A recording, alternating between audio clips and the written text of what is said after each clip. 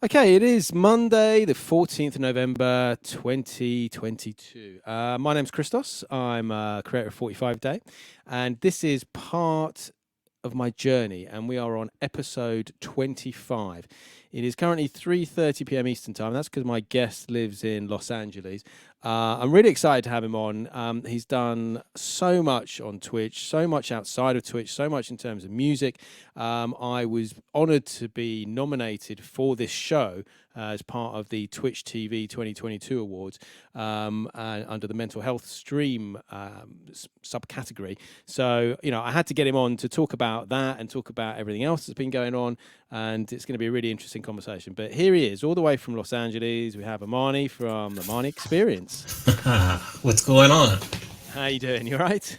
Yes, I'm doing well. How are you? Yeah, I'm really good. Thank you again. Thank you again for coming on and being a guest. I'm always honoured when anyone comes on my show, and I think we're going to have a good conversation. I think there's a lot to talk about. Yeah. Um, My so pleasure. no, thank you. So what I do with all my guests is music is such a passion for pretty much everyone who comes on the show, even the people who have not been DJs. I've had a comedian and we've had some other people on, but I always take them right back to the beginning because music is so ingrained in all of us, and so I'm always interested to find out who was it from a young age? Was it parents? Was it siblings? Was it friends? Who was it who first got you into music, and what sort of music were you into from a young age? Yeah, for me, it was my dad. He got me into music. We would travel around. I grew up playing soccer or football, as you say it over there. Yeah, yeah. And we would drive around to many places. I took long trips, and music would be in the car. Saturday mornings, instead of cartoons, like I could watch cartoons, but he was like playing music in the basement as he was doing Yeah. cleaning up and things like that. Um, so that's kind of how I got involved with music at a very young age. It was always present in the car, always present on Saturday mornings, and that's kind of how I got my start. Then I started to learn an instrument and went through grade school, elementary school, high school, college. So that's my beginning. So in terms of the music that he was into, a couple of things. Was it records? Was it cassettes? What sort of format was it, and what sort of music was he into? It was records, so all vinyl. Yeah. Like I always remember like Frankie Beverly and Maze. That was one of his favorite groups. Gap Band. He really wasn't into like Michael Jackson or Prince. It was kind of pre-era. So Jackson Five. Yeah. Aretha Franklin was a big influence. Yeah, those are some of the top artists that he influenced. And then we got to like Kashif. He was one of exposing to Kashif, who's like my production mentor. Um, and SOS band, just like those funk kind of R and Yeah, yeah. B, kind of going from like the '70s, which I remember, and then the '80s, Cameo, all those groups. All those amazing groups that people still play to this day. And Exactly. that's the amazing thing about music, isn't it? It lasts, and certainly with what I do with 45s and a lot of the other 45, we're still playing these records, some of which are Yeah. from back then, Hmm. which shows how good they were in the first place to sort of Yeah, last the test timeless, of time. timeless records. Exactly. So then you went on and learned an instrument. You said Yeah, so. I first started with the flute, but that wasn't really Okay, masculine enough for me, so I quickly switched to the saxophone. right, And then I played saxophone all through middle school and high school. Was in a jazz band. We did pretty well. Recorded an nice. album. Um, and then I kind of fell off my instrument once I went to college. It's a little bit like that. Someone was asking me the other day about piano, and I used to play piano when I was a lot younger. My daughter now plays piano, but yeah, I think I got to about grade seven when I was 18, and then went to university, and then it sort of didn't happen after Right. that. But Yeah. it gives you this grounding. Certainly, I've done a little bit of production work, and I think with DJing it helps as well. I agree. But yeah, no, that's a really interesting. So at some point, you get into DJing. Tell me a Right. little bit So about that. How does that happen? yeah, so I went to Howard University. It's in Washington D.C., historically black college and university, and DJ Bismarcky, may he rest in peace. He would come and Rest in peace. perform Yeah. because he was local. And I saw him one time at this club called Quigley's in DC. He was amazing. He had like this 25-minute part of his set where he played all TV theme show songs and we were singing along. It was Awesome. epic. And that's when I first said that I wanted to be a DJ, but I was caught up in probably the improper mindset, and I didn't think it could be a legitimate career. So I went Okay. off and I worked in hotels all around the United States, but I would always visit DJs when they were playing, watch them. Finally, when I got out to LA, I decided to learn myself, and then I went to Scratch Academy. So my DJ career started a little bit later in life, but now I've been at it for over 16 years. Yeah, yeah, it takes time. But I mean, yeah, I mean, Bismarck, I mean, what a DJ to see initially, I mean, rest in peace. And certainly for us in the 45s communities, that there's that set and that photograph of him with the Technics, the sort of 7-inch Technics, which, Yeah, that they need to make. I don't know why they haven't. They need to make them at some point. But yeah, he's such a legend and such an influence on so many people. It's nice to hear that that's what sort of got you going. yeah. So obviously hospitality for a long Hmm. time. You'd go and visit Hmm. DJs, and then the Scratch Academy. So tell us a little bit about that then. So how because you now teach Yeah, kids to DJ. So how did they teach you in the first place? Maybe let's start there, and then obviously what yeah. do you teach now, and do you use some of the same techniques? Yeah, absolutely. They taught us on vinyl with needles, just doing instrumentals, just going back and forth with instrumentals, like taking doubles of an instrumental and just beat matching it that way, making sure you listen to where the one hits, then you line up the snares on the two and the four, the ones, and then kind of just going back for instrumentals first, which is like just two duplicates on the other, and then you go up and down, like say maybe from 90 beats per minute instrumental all the way up to like 104 and then maybe back down, and that's how you learn.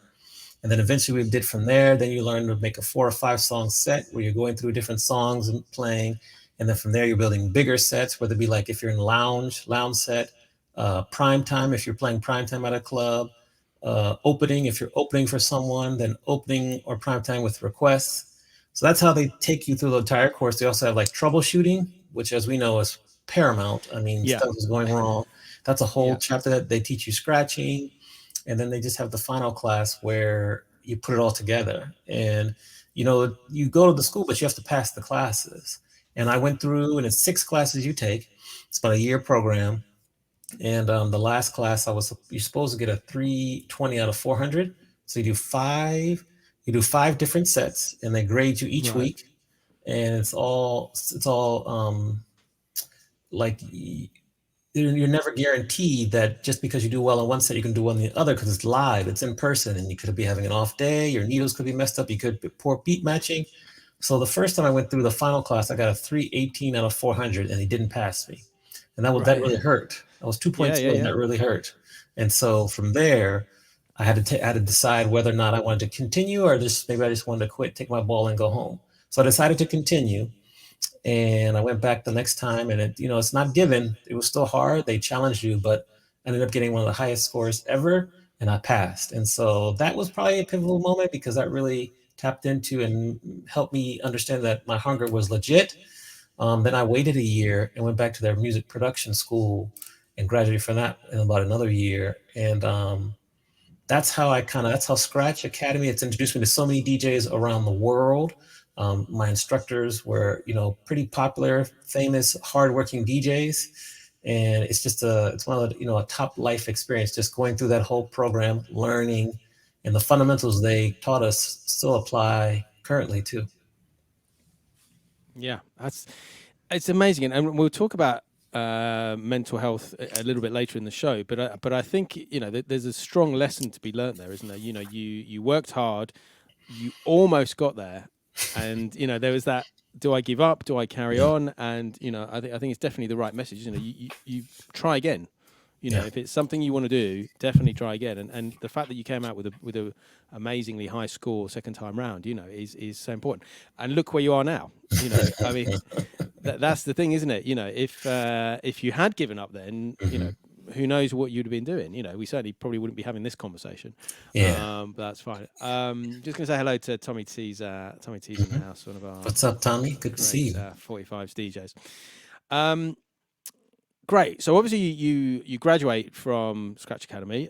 You then went back to do the music production. In between, are you then starting to get out there and doing gigs? And if so, whereabouts Mhm. and what sort of gigs?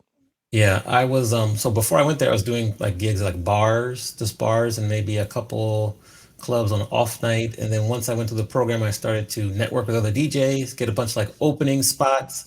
And then one of my alumni who went to the program before me. He allowed me to come and open up for him at this popular bar in Venice called the Brig. And so I was there. I would open up for him a lot, and so that was really big for me because eventually a Friday night opened up there, and they liked what I was doing on like the Wednesday or Thursday. Opened up on Saturday, so they asked me, "Would you want to come and just be the resident DJ on a Friday night?" So for about Wow. 3 years, every Friday night I would be there, and that was amazing learning. I just think back; it seems like so Yeah. long ago, and just learning how to read a crowd. No two crowds are ever the same. Just promoting. It was interesting. It was great. And then I kind of shifted to maybe once a month there. Then after the pandemic, things changed, but that's kind of how I got out there. I would start to do more corporate gigs, more social gigs, and just grew from there. I retired from working full time for Marriott Hotels probably a year after I left Scratch the first time. So a year later, I retired, or was it during? It might have been during then, because then I was gonna go DJ full time, do some freelance work, and that's kind of when I started to really put all my chips in. Yeah, yeah. And to start with, again, vinyl. Were you using vinyl to start with, or were you, and then quickly onto Serato after that, or how did it Yeah, go? for probably once we got to like the fourth class, we then shifted to Serato. But we'd have to do combo sets where you do some on vinyl, then some on to Serato. And that's an Yeah, important yeah, skill nowadays yeah, as yeah. well, because you know need to maybe drop in a couple of vinyl if your computer crashes or things like that. So that's what we did. And then after that, it was primarily Serato from there. But sometimes we would have challenges where we have to do all vinyl sets. That's great. I mean, yeah, that's definitely something that I think maybe one day. Well, you met my daughter briefly, and obviously Mhm, she's got on, and some of the other 45 kids, and Tommy T's got a couple of kids as well who DJ. So mhm. hopefully there'll be something like that further down the line that they can sort of pick up on and expand Yeah, because, like you say, it's so important to have the knowledge of vinyl and Serato. And I think one of the other things you picked up on was things like troubleshooting. hmm, We did a show with there's a guy called Arlo who's part of the Sunday Get Down. Who's one of our 45 kids over in France. And we got him on, and we were talking about the future generation of music. And some of the advice we were giving him is like, you need to know how to set a turntable up. You need to know how to set a mixer up.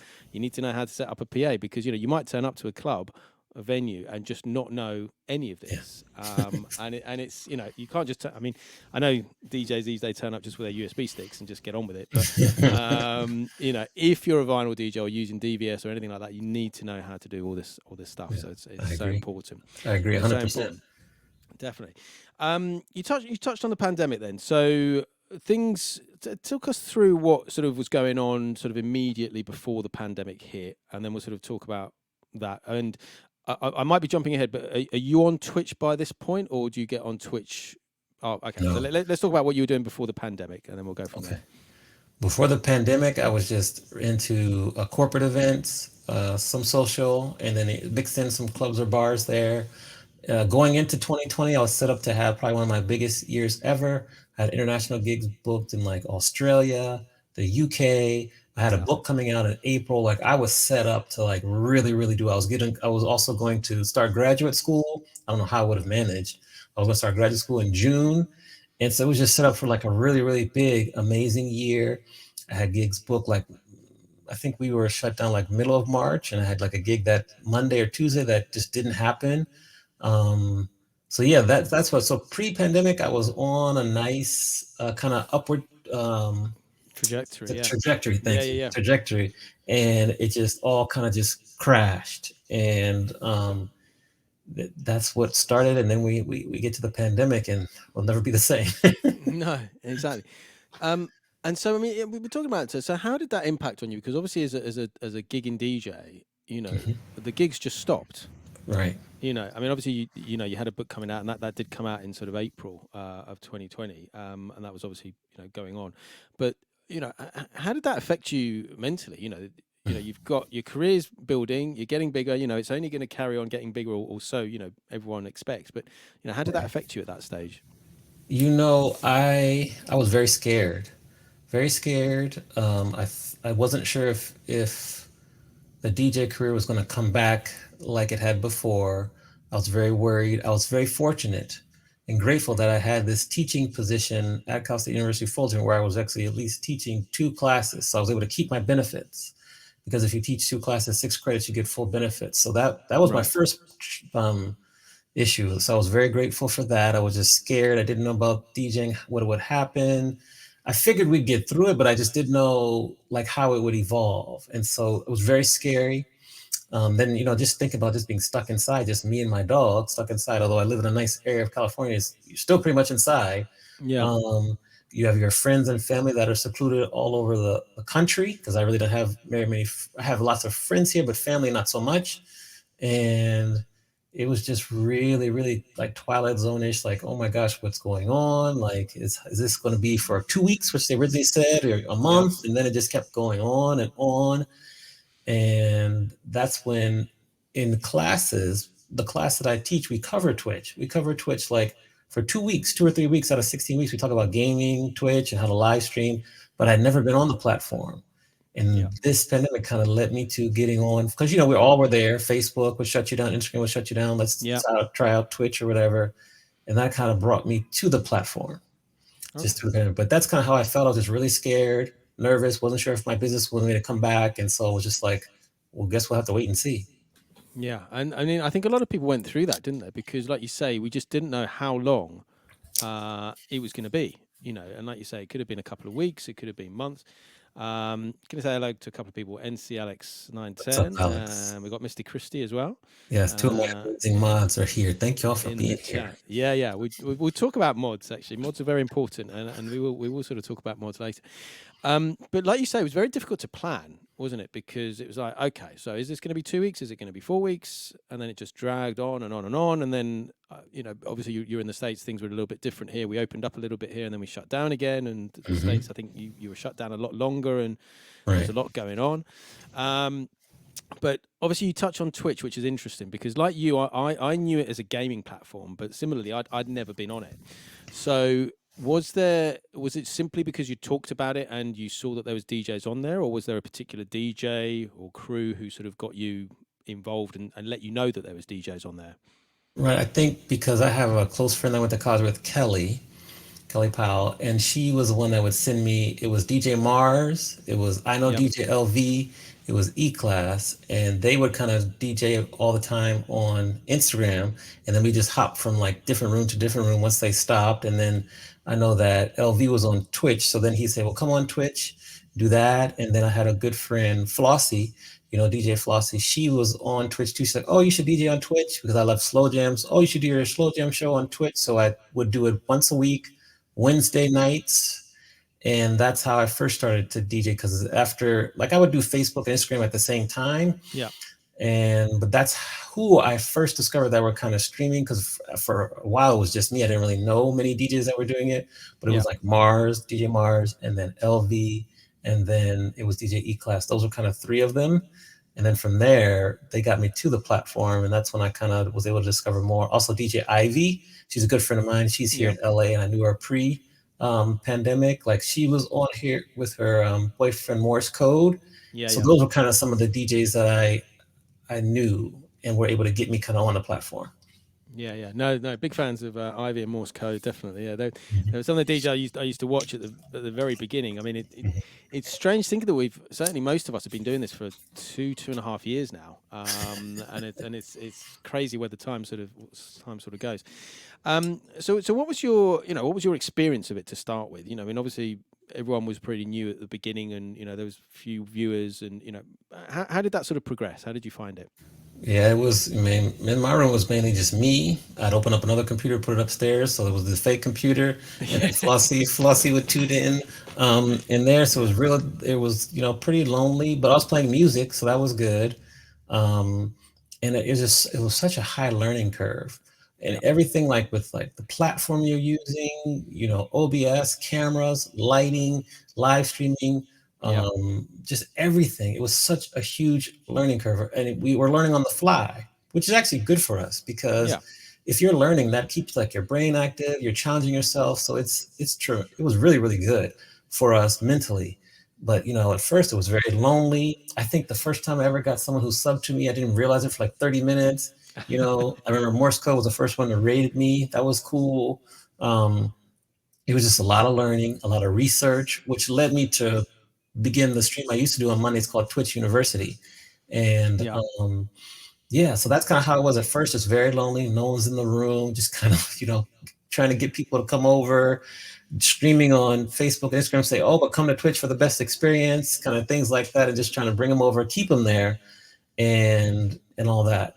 It was tough, wasn't it? Because people were so used to Facebook and Instagram because they're more established sort of social media platforms, Hmm. and obviously because the DJs, there's been DJs who've been on there a lot longer, but like you say, it was getting people over Hmm. to the platform and showing them what it was about. And I think it's only when people come over and realise it was the community and the chat and the sort of the good vibes and the positivity that sort of made them realize that Twitch was the one to stick with. And Yeah, also it didn't help that Facebook and Instagram were shutting us copyright down and or cutting whatever. off. Yeah. I mean, I know Twitch has got VODs and copyright, but so far they're not shutting down Yeah, live streams, let's cross our fingers. which Yeah. is good. Let's hope that carries on. Going to say hello to a couple more people. We've got Holly B. Steelers Gal. We've got one of Yes. my mods, this Twitch Witch as well. We've Okay. got Mixer Hoffman as well. So hello, Shout out. everyone. Yeah, Holly is another one of my mods, also winner of the Hammer Award at the awards. So props to her. She's my Congratulations. OG. She was my first mod ever. So yeah. Congratulations. We will, Yeah. yeah, we're going to, I know we've got a lot to talk about, but we will talk about mods and Twitch Wars. But let's come back to, because like you say, it was a lonely experience to start with, and I've had this from different people who said that they struggled initially with only one or two viewers, or they couldn't build up a thing, and then they sort of gave it up. But again, it comes back to what you said earlier about you just carry on. If you Mhm. want to do something, you've just got to keep it going. So, talk to me about Twitch University then, because you said that was your main show to start with. So how did that go? Yeah, I think I remember we were talking, and this was probably July. So if I started streaming like in all April, or in May for once a week, then I added a second day, and then I added Mondays. At first we did it once a month, and then we quickly said there's a need for it because the goal was like, Yeah, well, I'm learning. People are asking me questions. Let's just come on stream. I'll show you what I know. We'll yeah, interview people who can talk to you about what they know. Um, we can go through tech issues. We can go through product demonstrations. Like that was just the goal, is just to teach people what I'm learning to help them get up to speed. And it just got bigger and bigger and bigger. And then, we got all sorts of guests. We would do this thing. One of my favorite segments was when people would show their setups. And yeah, so what I did, the first one is that I would show my setup upstairs. It was upstairs because I have kind of two different studios now. yeah, And people started teasing me because my wire management is not very good. Like wires everywhere. It's not crisp and tied up and everything. And so that happened. And so yeah. So that was just Twitch U. Then we had it every week, and it was big. Like we would interview. One time we started it early. We interviewed a lot of UK DJs like Mark Oxford, Team Shellens, yeah, everything like that. And we had like 150, 200 people in the stream for like an hour or two straight. Like that was massive, for yeah, yeah, me. yeah, And so that's just how we just kept learning, and people got into it more, and then new people, anytime someone came on like, oh, what do we do about this, or what do we do about that, they would say, oh, go to Twitch U on Monday nights, and Amani Experience, ask the questions, he'll answer it. We had these guides that help people get the technology and set up things. Like it was so many resources. When you look back, it's like we did a whole lot of like, we did a lot of work and a lot of sharing and helping a lot of people get up and running and up to speed on Twitch. Like there's people say that too. If I have them on stream interview after, maybe they've maybe got partner or whatever. Like I remember it was I'm trying to think, it was DJ Don Falmuina, and it was a couple other people who were like, yeah, when I first got on Twitch, I hit you up, you answered me, and then I just took it and ran with it. So thank you. So many people will say that because we were just trying to be of service, trying to help people get up to speed. We had a mod guide too. People would come there to ask questions about being a mod, and it was just a really, really great time in that kind of 2.5 year space where we were learning and just able to give back and help people get up to speed and answer questions. It was definitely kind of the heyday of Twitch University. yeah, yeah. I mean, it's been amazing because I mean we not quite in the same way you've done it, but obviously we've got our 45 Kings community, and again, people would say, what camera should I get, what microphone should I get, how do I do this, and again. because I'd been helped by various people along the line, it was nice to give back and help other people. And it was Right. so nice getting to see them, like you say, getting to see them on stream and streaming themselves and having their own channels and running stuff. There's such a positive thing about that. Right. And we did not quite a university that you did, but me and Tommy T did a show streaming Q&A for some of our Nice. community. And again, we just talked through some ideas, what we knew, what they knew, and all ideas. And it certainly stuck with me how sharing and positive the Twitch community has been. Yeah. Because compared to not every DJ scene, but compared to real life DJing, there's a lot of egos. There's a lot of people who don't necessarily want to help you up the ladder or help you Oh no. whatever. Yeah. Whereas this came along and suddenly it was like everyone's helping everyone. Go follow everyone. That's so famous, isn't it? Follow everyone in the chat. It's so encouraging. It's so positive. Yeah. And it brings us back to the whole mental health thing. Mhm. People needed something to do in the Yes. pandemic. DJs needed to be creative, and the fact that you were able to sort of give them this ability to Mhm. be creative and spread their music is must have been amazing. Must have really Yeah. hit you. Yeah, it was good because, by trade, I'm a DJ, but I am a professor and I work at a university. So Yeah, it all made sense. And, honestly, the fact that I had those classes like March through, well, for the entire pandemic, we were pretty much virtual from March through January 2021, but just being able to teach students, my regular students, getting yeah, energy from them on Zoom 2 days a week, like that saved me because otherwise I would just been yeah, here looking at my dog, and that's not a recipe for success.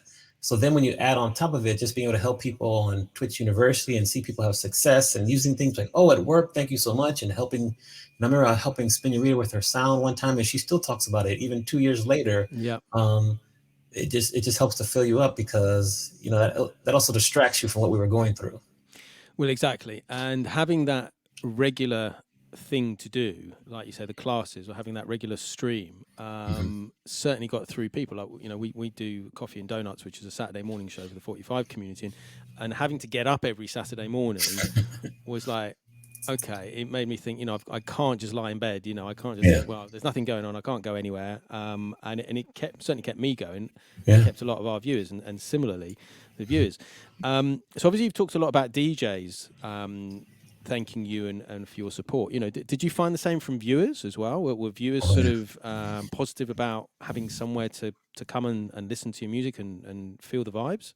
Oh, absolutely. Yeah, yeah. Right away, people are like, "Oh, thank you very much for being the soundtrack while I'm here alone, can't go to work." And then when they started to work remotely, they were able to kind of tune in, so it kept them going during the day.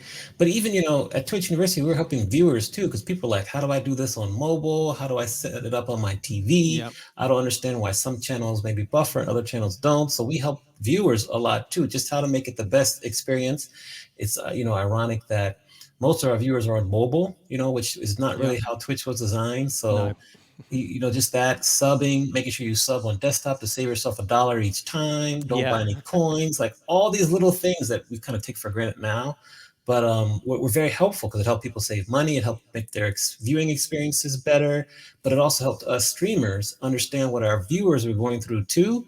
So we could maybe be more accommodating. We could, someone came on stream and was like, oh, I don't know how to do this or I don't know how to do that, which was very common back in the day. Like, I don't, what are yeah, these? yeah, Who are you shouting out? What's going on here? It just helped to get our viewers up to speed too. And then what happens is that once the viewers get up to speed and they understand what's going on, and they're like, okay, then they turn into mods. And then the like, and that's how yeah, you kind of grow mods, which is important. And I can't express you how many viewers I remember that now are like amazing mods. And I remember they would come in and ask questions. They'd be like, oh, I don't know about being a mod. I don't know about the responsibility, like all this. But eventually they got the courage and they said they raised their hand and said, yes, I would like to mod. Let me learn with you. And so, you have mods on your team, you teach them, they go off and mod for other channels, and it grows from there. It continues to duplicate. yeah. I mean, mods are so important. We've been talking about this quite a lot on our last few shows because they're almost like, I describe it as, say you go to a restaurant, for example, that they're sort of the front of house, aren't they? The Mhm. first people you see, and welcome in, and welcome in raiders, or welcome to the chat, thanks for following, this is what this is about. So how did you go about, did people approach you and say they wanted to be mods? Did you approach them? And what sort of tips do you give to mods?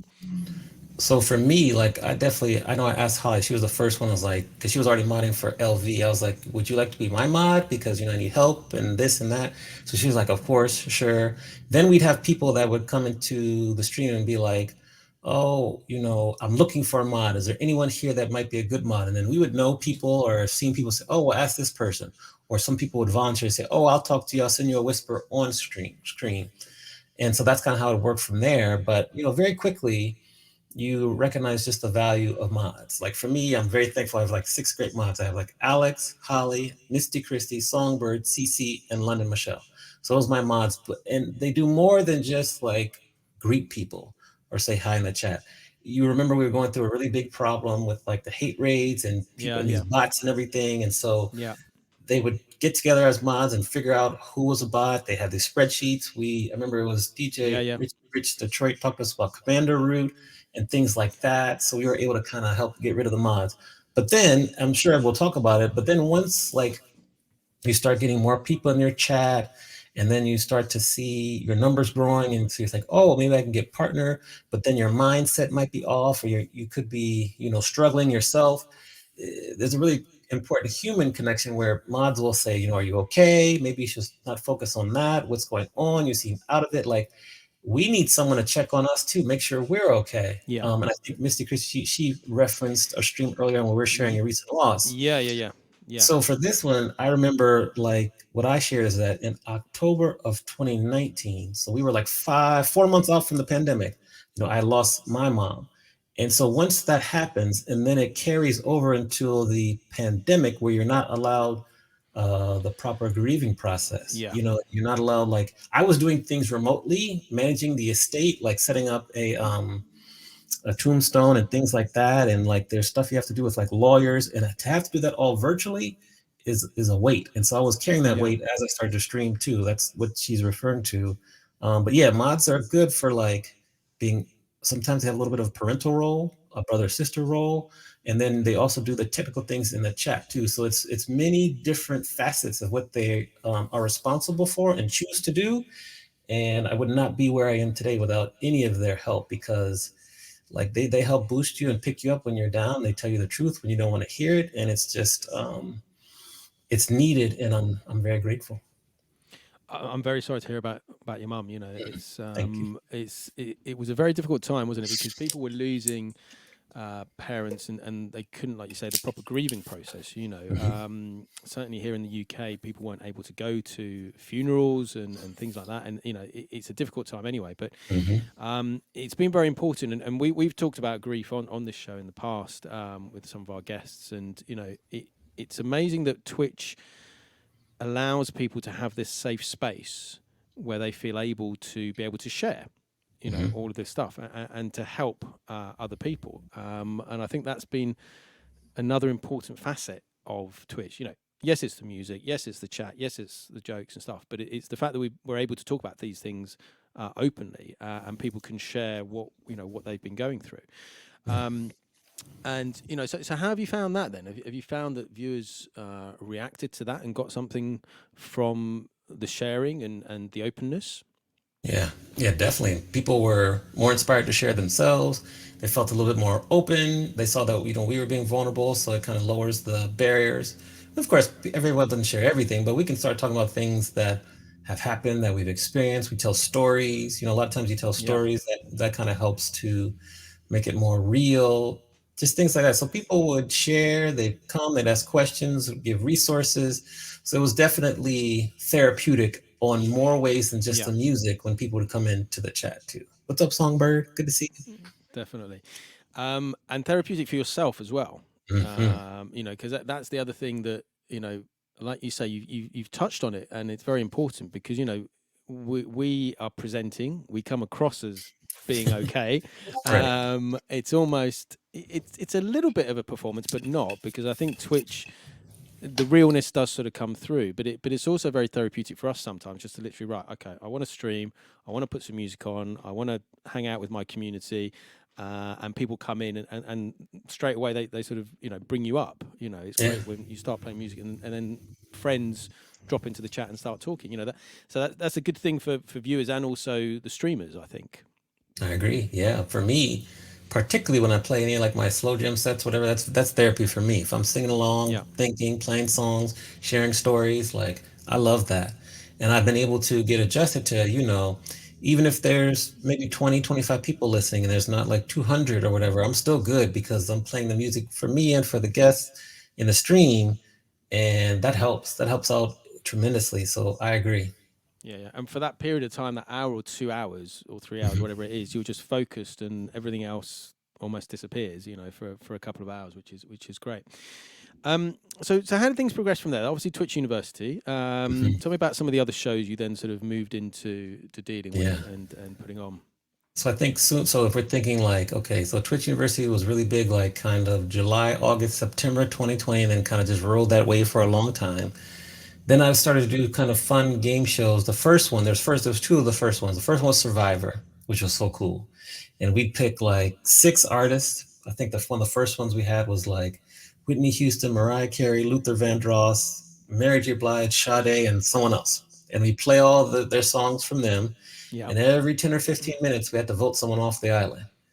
Okay. And that was so cool because people are very passionate about their favorites. And if someone got voted off early, people would be a little salty. And Wow. we found out Twitch might not have a lot of love for Michael Jackson as they do for Prince and Yeah. things like that. And there's Yeah. no Yeah. love for Mariah Carey. It's like I'm the only Mariah Carey fan here. So they vote her off very early too, even at the last seconds. So we just had fun with that one. And I think our biggest episode for that was when we had, I think it was Michael Jackson, Prince, Rick James, Aretha Franklin. It was two other people, and I think it was down to like Michael Jackson, Prince, and one other person, and then someone got voted off, and people were upset. But it was fun. It was fun. So we just had it. I did the graphics. We have the different photos up. We have like a little Survivor Island, and we just kind of click them off and do that. Then at the same time, or soon after, we started the brackets. So we were probably the first streamer to do the brackets, in terms of like it was like the best 16 breakup songs, kind of like how the USA's NCAA basketball tournament is when you have like the Sweet 16 or whatever. We follow the same formats where they pit songs against each other and they advance on through. Um, that one was really fun. We did that for a while. So that was kind of when I started to get into still musical content, Yeah. but just different types of content. So that was good. And then we started the dating show, and the Twitch dating show was What amazing. I'm gonna pause you for a minute. I'm gonna pause you.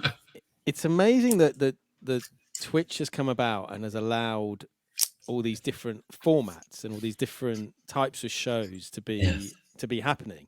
Mhm. I'm just going to check. So at this point, have you made partner by this point, or does Oh, that come later? no, Okay. that came much later, and I'll kind of tie in how it was Yeah. was Okay. Well, working for me because I have a very interesting partner journey in my opinion. yeah. Um, so then we did the Twitch dating show, and we'd have the first time we had one male bachelor, and then we had three females that were vying for his selection, his attention. Right. And we had like StreamYard, their cameras were muted. We asked questions. I had a guest host. My first guest host, Damona Hoffman, who's like a really big deal. Like she works with Drew Barrymore. She writes for the New York Times, the Washington Post. Like she is a big deal. She was our first co-host, and it just was a crazy show because remember, this is the time where we're still at home. You can't really go out too Yeah. much. Yeah. Yeah. And Yeah. so, but people are like trying to find long distance love. We'd sponsor a virtual date where they could order DoorDash, get delivered to them. They had to come back and report back into the stream. It was so good. I think the biggest episode for that one, we had Neil Jackson, who was a really big streamer, and we had DJ 360. And so they were both the Bachelor and Bachelorette, and we had people picked for them too. And it was a long show. It was like 2.5 hours, 3 hours, and people were in there for the entire time. It was crazy. It was just amazing success. So we did the dating show for a while. After a while, it just kind of lost its momentum because people are not interested, or it's hard. It was hard to find contestants, if I'm being honest. Yeah, yeah, yeah, It's hard to find contestants. And then we added a newlywed show onto that. And then we started doing some of the regular game shows. Like I think the first one we did was maybe Hollywood Squares. We yeah. call it Twitch Squares. That was later on. And then we did the match game. That was good. And then we did one time we did Price is Right. I love that show. So that was hard. That was a lot of work. I was going to say all of these shows are not easy. There's a No, lot of behind the scenes. There's a lot, a lot of work. and obviously you've got your mods during the show. Mhm. Have you got other people as well helping you in the background to get all this Yeah. together? Yeah, yeah. Like some people would help me like with graphics or overlays. Like Chris would help me. Flowtron would help me with like the graphics for some of the shows he'd run it. Also, like during like when we do Family Feud. Thank you, Miski. Like when we did Family Feud, uh, he would manage the things turning over. He's learning at the same time as well, doing this Yeah, too. So we did that. So I had a lot of people like helping. And the hardest part was finding the contestants and make yeah, sure they show up. And then for the game shows, doing all the trivia, the questions and the answers. Because once you yeah, consistently like do that, you have to keep recreating new questions. yeah, yeah, That's yeah, probably the hardest part. The contestants and the questions is probably one of the most hardest parts. yeah, yeah, yeah. It's a lot of work. It's a lot of work. It's a lot of work. Um, and considering this is um, a Twitch channel. Yes. You're not like a network channel or anything like that. At this stage, it's a lot of work. Yes. But it was obviously making you feel good, and it's obviously creative and an Mhm. outlet, and people wanted the content. Yeah. So it's all very successful. So yeah, take me from there. There, where do we Mhm. go in there? I think you started So talking about where you got to the sort of Twitch partner. I think. right. So what happened is that after we did that, it was a combination of shows. We did the dating show with 360 and Neil Jackson. We did the Twitch University, the UK edition. Like my numbers started to really, really hit over like 100, Yeah. 150 on some shows consistently. And so you start to see, oh, okay, well, my average is increasing now to 60, 65, 70, 72. I'm like, could really Almost be there. this could be a possibility. And I didn't really think it was possible until we did the dating show, and I was like, oh, well, I understand how we can work this, and if you continue with this type of content, you could get the numbers. So I think if we're thinking now, I think I first unlocked the first partner application point where they open up and let you apply. It was like February 2021. Hold on, I'm gonna read you. Yeah. I think I have the notes here. Let me see if I have it in my notes here. Hold on, because I have some notes and it kind of shows me what the time slots were. Hold on. I'm gonna look and find those notes while we're talking. But like it was Yeah, yeah. February. Um, Hold on, let's see here. Just read out a comment while you're doing that. Just read out a comment. Mocktack, he's a supporter of my channel certainly, and he says it's uplifting to see how friendly the community of Twitch DJs, mods, and follow. DJs do not compete, but rather support each other and work together. Very, Yeah, very, very, very true. yeah, Very true. yeah. It's amazing because I wouldn't Yeah. be here without any of because the DJs are the ones who appear on the stream. They're the ones who appear, so they're like my Yeah. contestants, my guests. So obviously, so okay, so we get to like February 6th, 2021. Yeah. So that's like right around the dating game, like when all like it was doing well. And so I think it had an average viewers of 88. So you had an average viewer of 88. The goal was you're supposed to have 75 or more. Yeah. And I applied and I got declined right then. So I didn't get it right then. Then we wait again. They make you wait 2 weeks. So I apply Wednesday, February 24th. What's up, CC? That's another one of my amazing mods. Good to see you. So I applied then. I had 106 average viewers. So even Okay. more, still don't get it.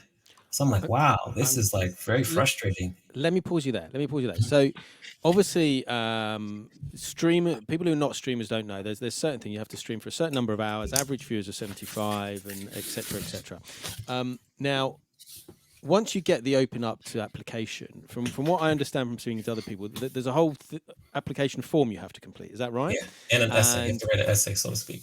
an essay. How long an essay? And what what are they Yeah. looking for? Well, I made some mistakes at first, and I think my essay was probably too long because Okay. you're trying to explain everything that you do and how much you love Yeah. Twitch Yeah. and being an ambassador.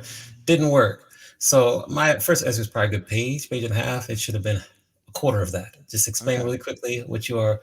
But it's also subjective. They don't have to let you in and be a partner once you get to 75. Like it's very No, of course. subjective, particularly in the music category. They are much more stringent on who they allow to be partners in the music category than other Right. categories. Like if you're a talk show, just chatting, a gamer, I think because they didn't really know how to handle musicians. We do a lot of raids. They kind of frown upon a lot of Yeah. raids. It's just a lot of stuff out there that causes our report card, so to speak, is a little bit more strenuous than other streamers. We continue to see that even now. That's interesting. Yeah, yeah. That's an interesting. Yeah. And I guess they're still not really. But music still doesn't seem to be the thing they're pushing. I No. mean, we're still so small. Yeah. DJs are still so small compared to the gamers and Yeah. some of these other talk shows Hmm. and things like that. So I guess for them, it's we're just a small little part Yeah. down here. Right. Hopefully one day it will change Yeah. and it will get bigger. But yeah, Mhm. okay, I interrupted you. But yeah, No. so Yeah. so two applications in. Where do we go Yeah. from there? Two applications in. So then the next one, they're like, okay, we want you to wait. You just really never know because it's pretty much a standard decline email that comes to your email box. Okay. Then, so a month later, so it's like Monday, March 22nd, I apply again, had 98 average viewers. So still not bad, over the Yeah, yeah, 75, yeah. still not bad. You get declined again. Like 2 days later, you get declined. So you're like, holy moly. That's three declines. And Once again, they don't tell you anything. They just say they say, oh, one no. time they said your average, you need to get more consistency with your numbers. Another time they just want to say, oh, we just want to see how you do for a couple more weeks. Feel free to apply again. Don't worry. Right. One Okay. time I Okay. wrote them back. I said, what do I need to do? Because I've applied, I have this. They said, oh, just keep doing what you're doing. This, they never really tell you. It's probably either a combination of a person and a bot that's checking off a list or whatever. Right. Okay. Um, so then we take it to April 7th. So that's 2 more weeks from there. April 7th, I apply again. I have an 87 average. You get declined again. So now the average is kind of going down, but it's still over 75. You get declined again. I'm like, wow. This was really, it was really starting to affect me because I was getting depressed. I was like, I don't understand. Am I never gonna get it like this? And this is where I'm talking about like the mods had to come in. So I believe, back then it was Holly, it was Lisa the X, it was Laney. They're like, are you doing this just to be partner, or are you doing this because you love to do it? Yeah. And Yeah. so Yeah. I said, that's a good question. I mean, I'd love to get partner, but mm, I need to kind of revisit something. So as we keep going, one last gas, April 23rd. This time I had a 70 average of viewers, and I could still apply. So I applied, got Right. quickly denied. So that's the fifth time that I applied. Um, and then I had to, like, my numbers kept dropping. Twitch University was getting less popular. The game shows weren't doing well. So I had to kind of re I just kind of had to stop applying because I couldn't because my numbers were down. I Yeah. had to kind of rework some of the content. I had to do mindset adjustment too because I had to get back to doing things I love because I was not in a good place. I was kind of stressed out. I was just sad and depressed because I was like, I don't understand. Because then you start to compare. And you Yeah. say, Yeah. well, Yeah. such and such, they have lower numbers than me, and they got it after one or two tries. Like I don't understand. And so that was going on. So then I waited 5 months from April to September. That's 5 months, right? Yeah. Yeah. So I waited 5 months, and then my numbers started to grow because then we kind of did more with like Twitch squares and what's up, DJ Daz, and Hollywood's Twitch squares was starting to get big, and because we were that Family Feud was big. We did a Price is Right by then. We did Wheel of Fortune. So we're doing all these other game shows, and I cut another stream I was doing that wasn't doing well, so I kind of slimmed down the number of streams, just focused on Monday, I think it was Wednesdays and Sundays.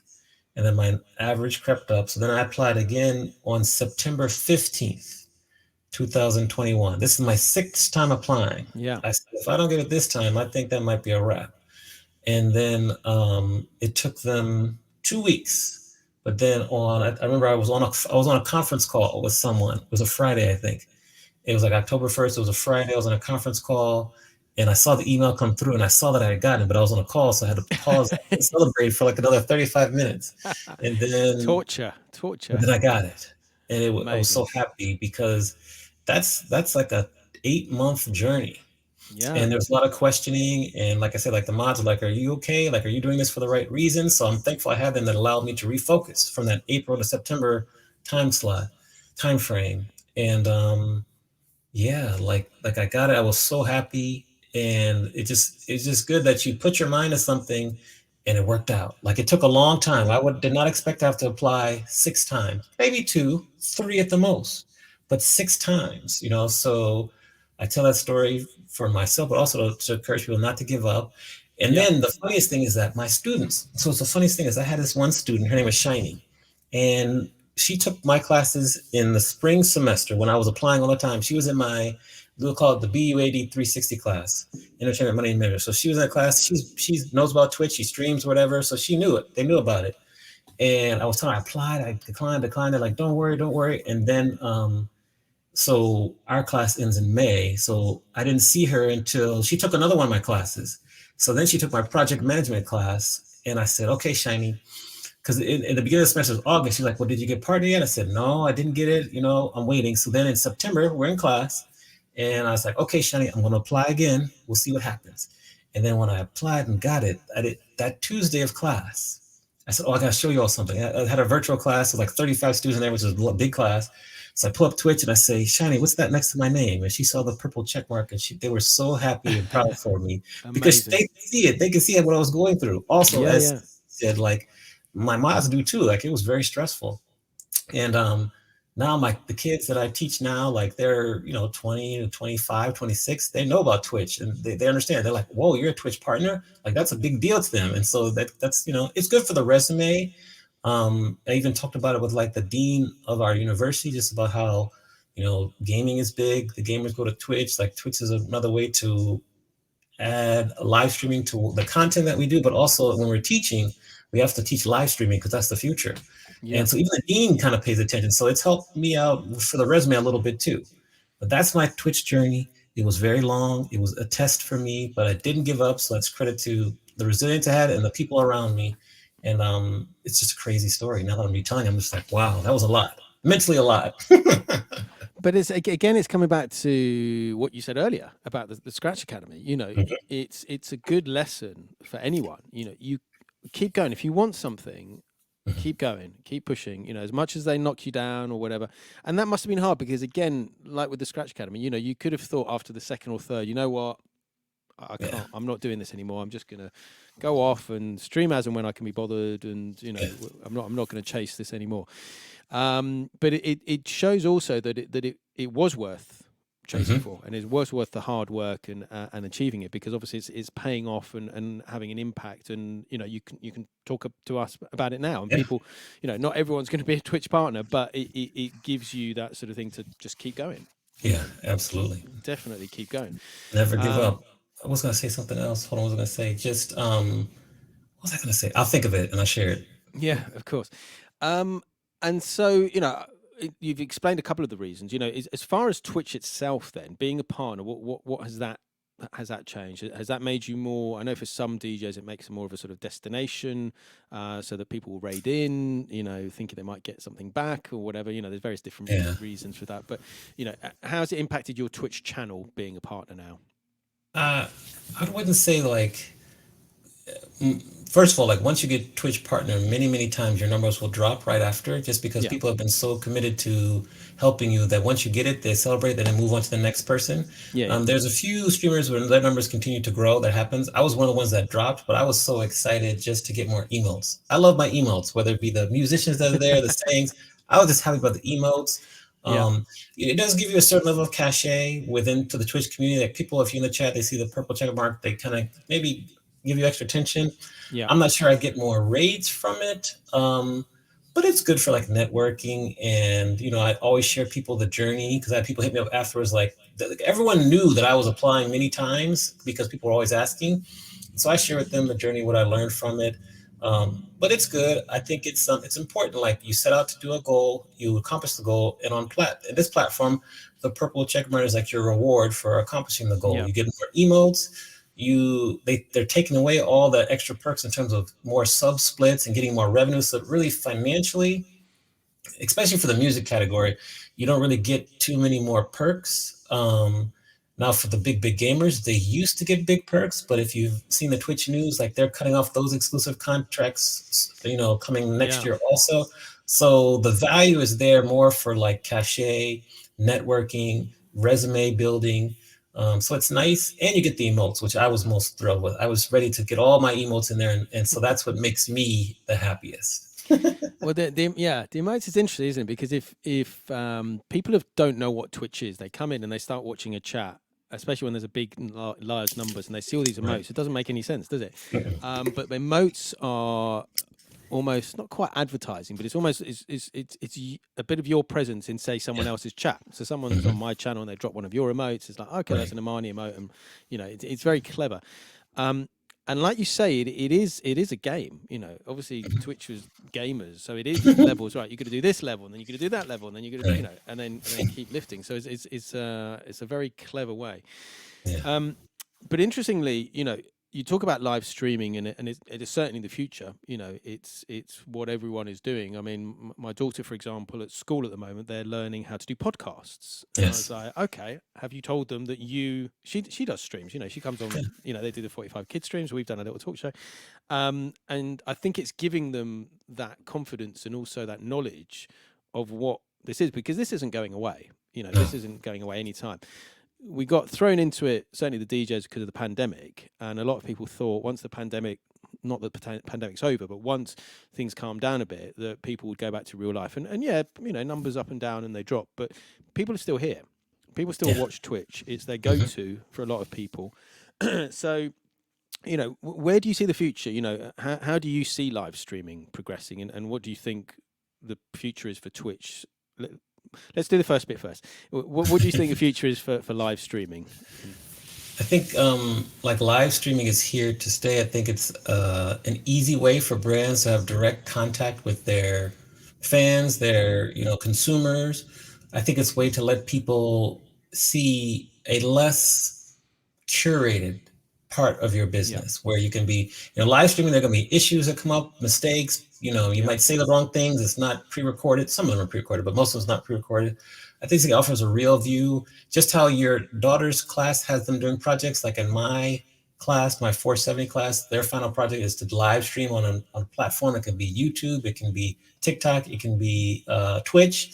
They have to come up with a concept, content, live stream for 30 minutes. I critique their live stream, like, because it's the future. And yeah, also these skills, this is what I'm most passionate about. These skills that we're learning through live streaming, using a StreamYard, moderating a channel, setting up cameras, having a show, packaging it, promoting it.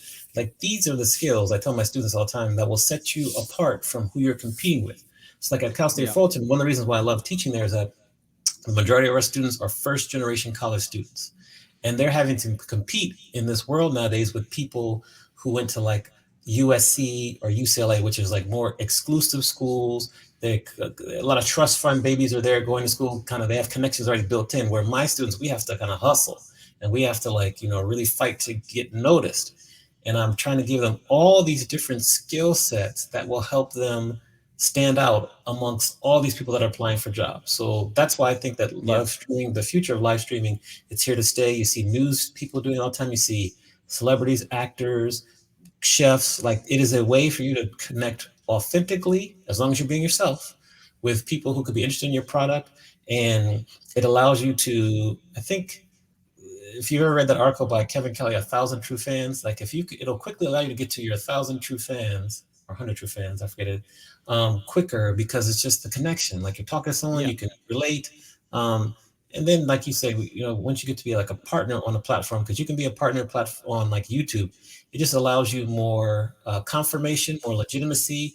It lets people know that you're serious. Like, that's the one thing that I really love about being partner on Twitch, is that it lets people know that I'm serious about what I'm doing. I put the work in, and it's like a stamp of approval from Twitch that co-signs that the work you did is meaningful on our platform, and you're like certified.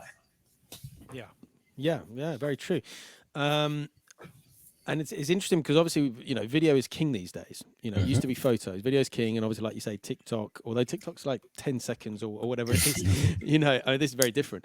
But yeah, people and certainly the younger generation are living their lives through video and through presenting themselves, and there isn't that barrier that there used to be before. Okay, so that's the general live stream. What about you? Your channel. Hmm. Where do you see it going? Say in the next year. Have you got plans for the next year?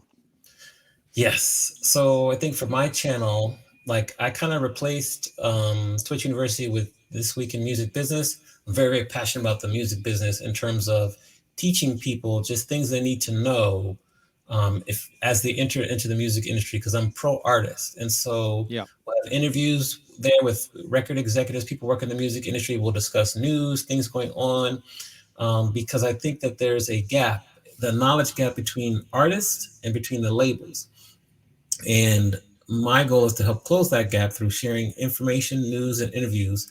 And music business is one of a passion of mine. I went to, all during the pandemic while I was streaming and doing all these things. I was also in grad school, which is a whole nother level of just kind of managing that responsibility. And my master's degree is in music business. And so I just want to use my Monday show to kind of talk about the music business. I think maybe the last Monday of the month we'll do more Twitch University stuff. So that's kind of the Monday show. I'll do the game shows because the game shows can be applied to real life. I've done a bunch of gigs where I've actually hosted game shows. So that helps me just create content and test out concepts.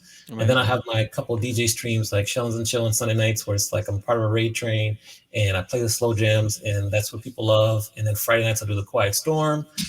So it's kind of like, down tempo R&B music, things like that. So I think the only change I'll make is on Wednesdays when we do the game shows. I had to stop the game shows after the awards show because I was just burned out.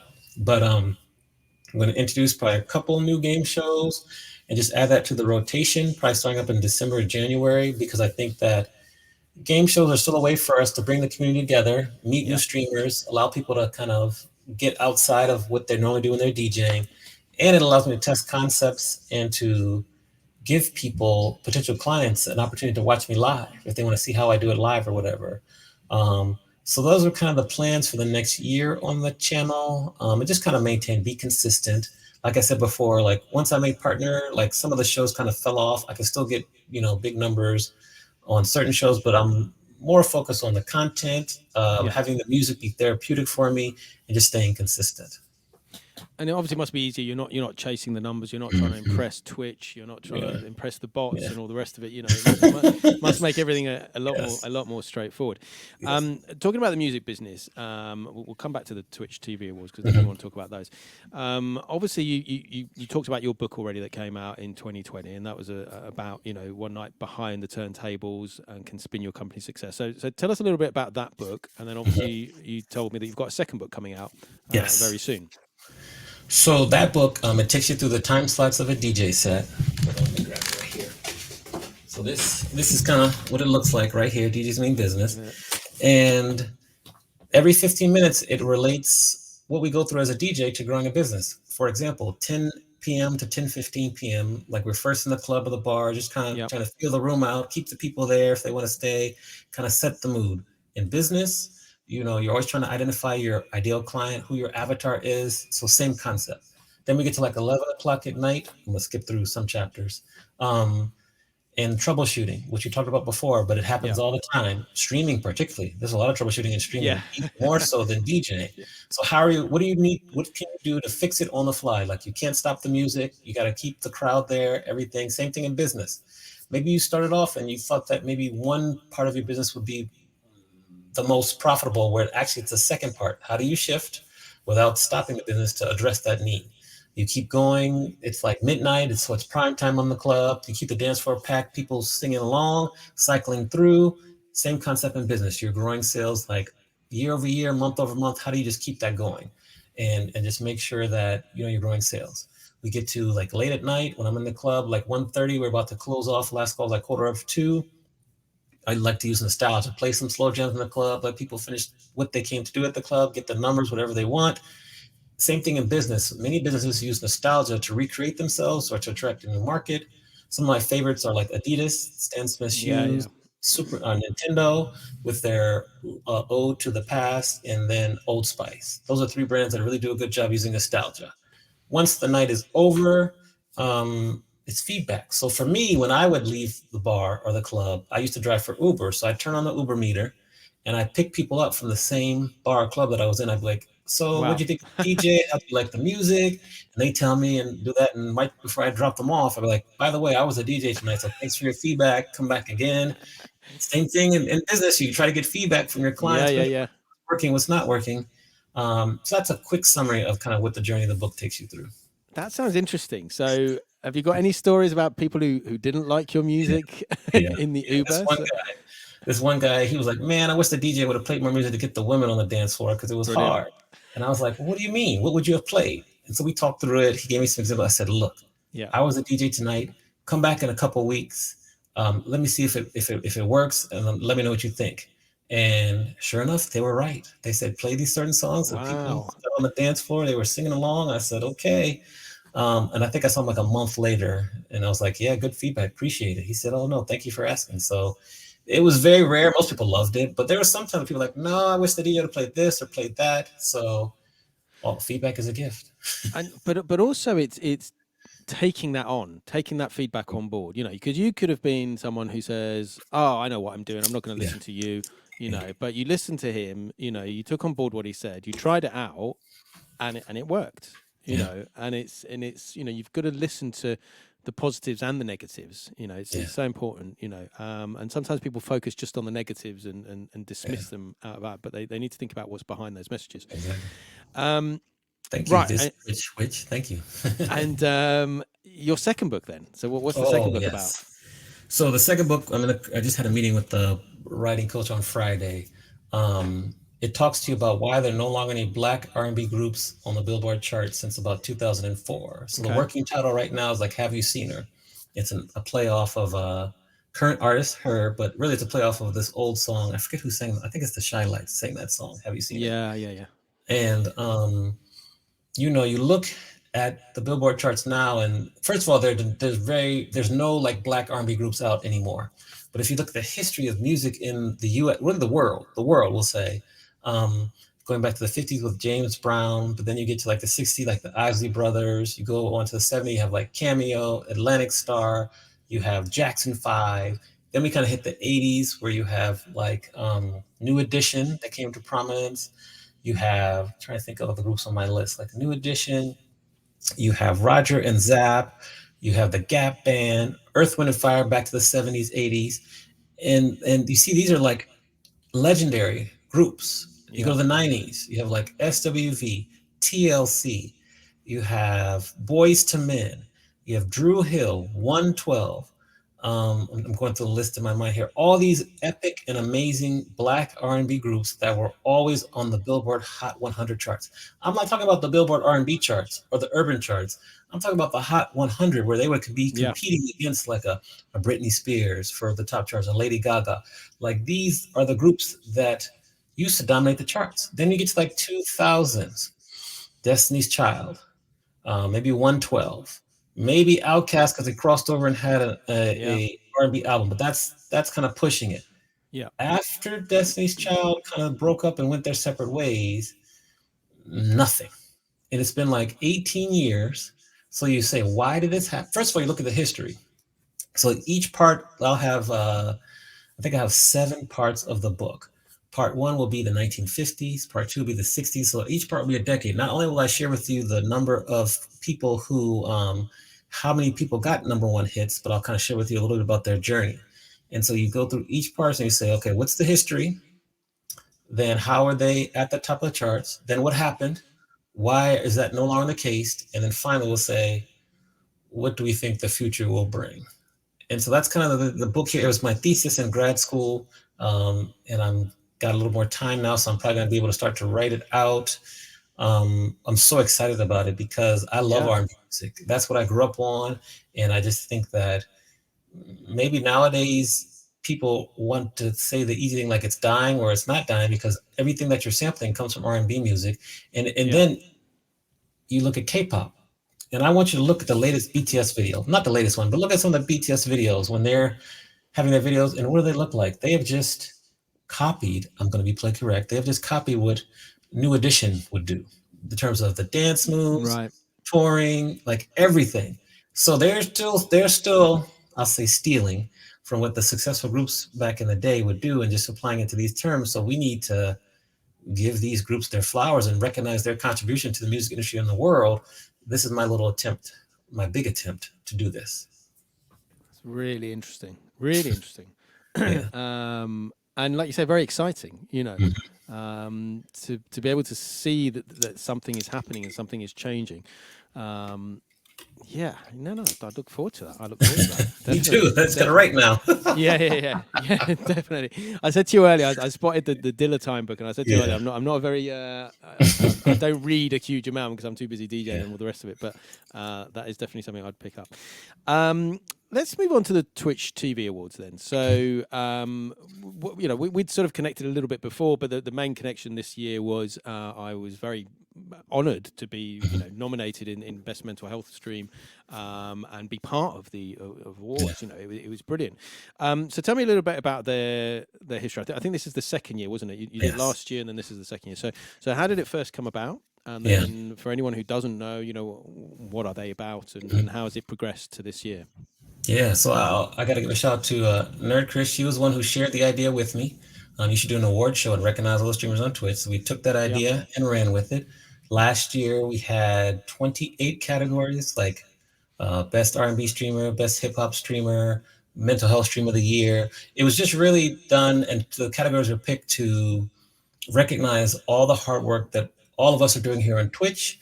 Because just how we spoke about earlier, like Twitch doesn't really know nor do they care what we're doing, but we yeah, care. So we want to celebrate each other. So that's how we did it last year.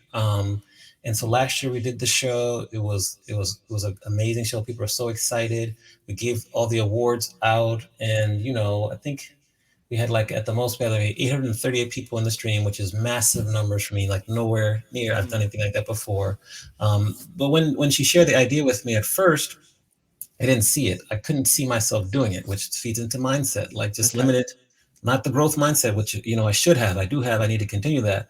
I didn't really see it, but when it clicked for me is when I did, which I'm glad is we've talked about it earlier today. When I did the dating show and I did the really big yeah, Twitch University shows, that showed to me what was possible by using like StreamYard to do the show and set it up. So then I was like, okay, I do see it. We can do this.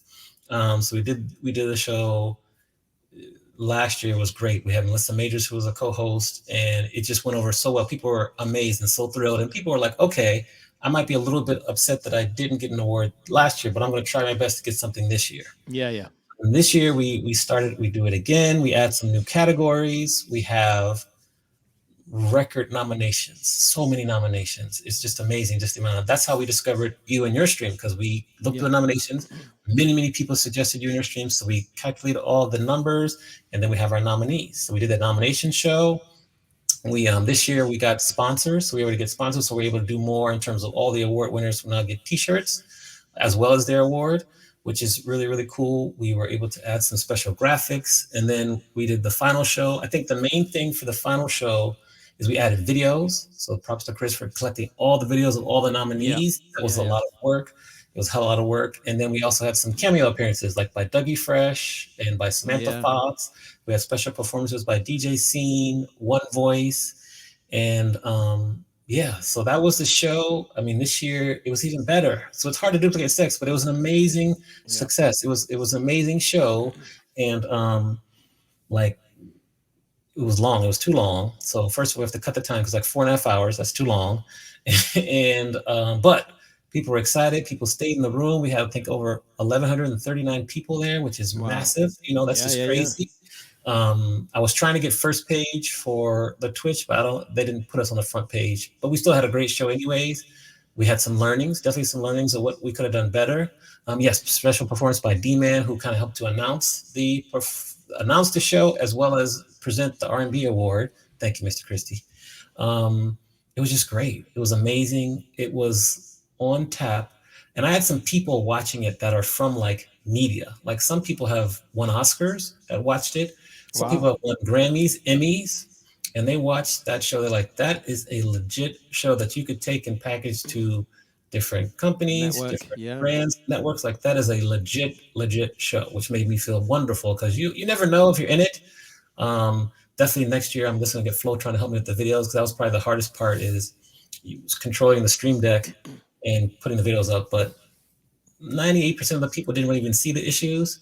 It was an amazing show. I'm so proud. I'm so proud that we were able to do that. Props to, like, we had a great co-host. 360 was a co-host. Like, everyone behind the scenes, the mods. Like, that was extremely difficult for the mods because that chat was flying, and Yeah, yeah, yeah. people were like, "Is it on slow mo?" We're like, "Yeah, it's on slow mo," but we can only control so much. So Yeah, I'm just yeah, so yeah, yeah. appreciative.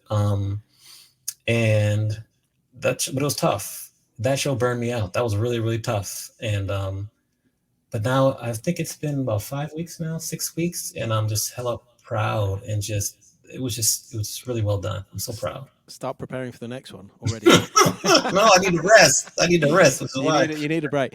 Um, Obviously, I use StreamYard as well, but obviously I use a much more limited way in terms of what you do. Now, have you had any? Do you speak to anyone from StreamYard? Are you in connection with them? Are they sort of giving you ideas and helping you implement things to be able to do your shows in that way? So this year we actually didn't use StreamYard. We use Okay, OBS, and we use a combination of OBS with ping.gg, which gives us like really crystal video. And right. so we programmed in all the videos. I got to shout out Janice for doing the voiceover work. Like, it was crazy. We had a couple other people help us with like voiceover works. Oh, like my guy's name. I'll think of his name too. He did the opening voiceover. Big John. Big John did the opening voiceover.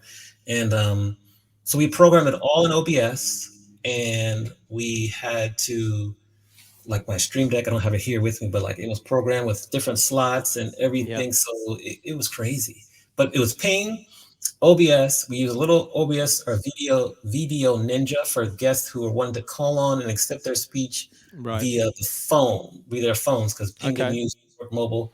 So we used that. It was so much that we did, and it was a lot. But the end result was tremendous. But like you say, it's a team effort.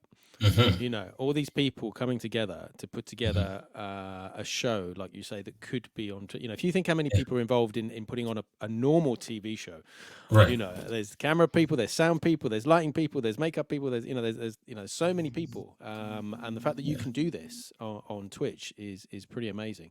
Yeah. Um, Okay, let's talk about a couple more things, Sure. and then I think we go right. One of the things I said to you before the show, and what we've done on part of my journey is on the very first show. One of the viewers asked the guests, who was Double P and Mr. Musto, what 45s lift your spirits. So every time we've done the show, I've asked guests to pick out three 45s, three records, or in some cases, for example, we had Maculot on his like a digital video DJ, three songs that you particularly like.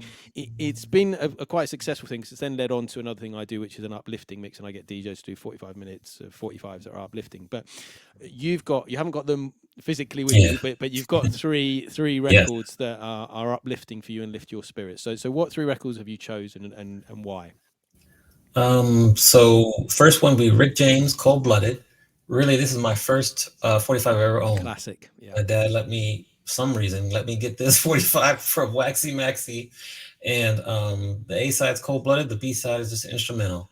So that's the Yep. first one I ever owned myself. So that came out in like 83. So 83, 84 on my little record player, my Fisher Price record player in my room. That'll be the first one. Now, the second one, you can tell from right here, uh, Yep. big Mariah Carey fan. So her first 45, Vision of Love, because on this one, the A side is Vision of Love, that's it. And on the B side, it has Prisoner, All in Your Mind, and Someday. I think Songbird's still in the chat, but one of the other game shows we did was a take off of Mass Singer. And so Songbird Okay. was in one of those. I think you were in the premiere episode of that Songbird, and I believe you sang "All in Your Mind." But like that one and "Someday" like are two big hits from there you go, yeah, from from that one. So "Vision of Love" came out in 1990. So that's that one. And then back to 88, one of my favorite hip hop songs, Eric B and Rakim, "Paid in Full." Yeah. So the A side is like "Paid in Full," the cold cut remix, the regular album mix, and then the B side also has Eric B is on the cut. So those will be my three 45s that mean the most to me. They're amazing. That's three great choices. I'm not as big a Mariah Carey fan as you, but I certainly love Rick James and I certainly Yes, love Eric B and Rakim. yes, But great choices, great choices. You've mentioned Mariah, and obviously we talked before the show. I said, what have you got coming up? What's right, coming up? And you've got a special Mariah Carey show coming up in a couple of days. So do yes. you want to tell us about that? Yeah, so hold on. I'm gonna put so it's on December 16th. It's a Friday. Let me just put recommend here. And it's gonna be in real life, and also it's going to be streamed. And it's just like a Mariah Carey, 4 hours all Mariah Carey music celebrating her. It's kind of ironic it's happening during Christmas season, which now is her biggest season. Yeah, yeah, It'll be at this place in LA. We'll live stream it. Um, Once again, this is a common theme, like the inspiration from this came from Twitch, and you see so many people do these dedication streams, and it was specifically like DJ Loki out of Colorado. He's also moving to LA. He was the one was like, you should absolutely do a Mariah Carey night because he does different nights or whatever here. And I had seen it being done because here in the States we have this one DJ group, DJ Spinner from Brooklyn. DJ Spinner, yeah, yeah, yeah. he'll do a Michael Jackson versus Prince party all over the country, and then he'll also do a Stevie Wonderful party, a wonderful party, Stevie Wonder party. So I've been to many of those pre-pandemic, and they're just amazing because people that come there and they know all the songs, the derivative of the songs, and we just play, sing along, have a great time. So that's my goal, to duplicate that. And I got to give props to like Loki for kind of saying, yeah, you absolutely should do it. And then DJ Ivy is going to work with me on the venue and everything. So, but I don't think I would have ever thought to do this if it's not for Twitch, which is Well, another blessing. that's the thing. It's just the creative element of Twitch and the fact that people give you ideas, and while you're streaming, people will say something in the chat, and you'll suddenly think, "Oh, okay, that's a good idea. Why don't I go and do this?" Or Yeah, "Why don't I go and do that?" So it's been an amazing thing. yeah. Um, it, Songbird said, "Oh, sent from up above." Okay, yes. Remind me to play that this Friday or Sunday too. I need to play that one again. But yes, sang it very well, mind you. We have to find the clip and send it to you because, whew, that was well done there. I was like, whoa, very proud. So maybe you can sing it again for us, Songbird. Let us know. There you go. She set herself up for now for that. But it's brilliant. I'm just going to have a quick look and see who's streaming. I think Forever Seeps is streaming, so we may raid over to her. Awesome. Yeah, But yeah, just tell us. So what have you got coming up in the next sort of week or so yeah. on Twitch? So today we have our music business show. It's at 8 p.m. Eastern, 5 p.m. on the West. I believe that is midnight or 1 a.m. your time. That's on today. That's on Monday. Friday, we do the Quiet Storm, which is 8 p.m. Eastern, 5 on the West. And then Sunday, I do Shells and Chill. That's 11 p.m. Eastern, 8 on the West. Those are kind of some of my upcoming streams. I'm also looking to kind of interview some more people. We're lining up some record label people to talk to us on the music business show in the upcoming weeks. And that's it really. Like for school, we're kind of getting ready for Amazing. Thanksgiving break and then final exams. So that'll keep me busy. I'm still recovering from the Twitch Awards that really burned me out majorly. Just physically, mentally, emotionally, I was spent. So I think I'll be rested once Thanksgiving comes and goes, and maybe once we get through December with the final exams. So yeah, that's what I have coming up. Just thank you very, very much for having me on your show. It's a Thank pleasure. you so much. It's been inspiring. It definitely has been inspiring, educational, and thank you for being open and sharing it and giving up your time. Obviously, you're a busy man, so thank you for giving up some time to do this. Just want to say thank you to everyone in the chat. Thank you for joining us. Thank you for supporting the channel. We've got some new followers here, so thank you so much as well. Hopefully, we'll see you back in again. Oh wow, Yeah, that's the least I can do. So yeah, absolutely. that's amazing. You trying to sneak in the raid there. Oh, that's very appreciated. Thank you so Of much. course, yeah, We're gonna go and see Forever Seeps. We support quite a lot of the female 45 kings and yeah, queens, and obviously we're gonna go and see her. But thank you so much, everyone. Back tomorrow for another show, or back to mine. I've got Double A from all the way from New Zealand, and then back with part of my journey next Monday with Mojax. That's going to be an interesting conversation. yeah. So thank you everyone so much. And yes, let's say goodbye now, and we'll have a quick chat afterwards, Amani. But Cool. thank you so Sure. much everyone for joining in. Yeah. Thanks Thank everyone you. for being here. Appreciate the support. You're welcome, Songbird, Alex, Misty Christie, CC, Holly, this Twitch Witch. I love that name, by the way. Thank you too. Yeah. Thank you so much for modding. Thank you. Take it Yes. easy, everyone. Nice to see you. All right. And are we ready? We're almost up and then we out.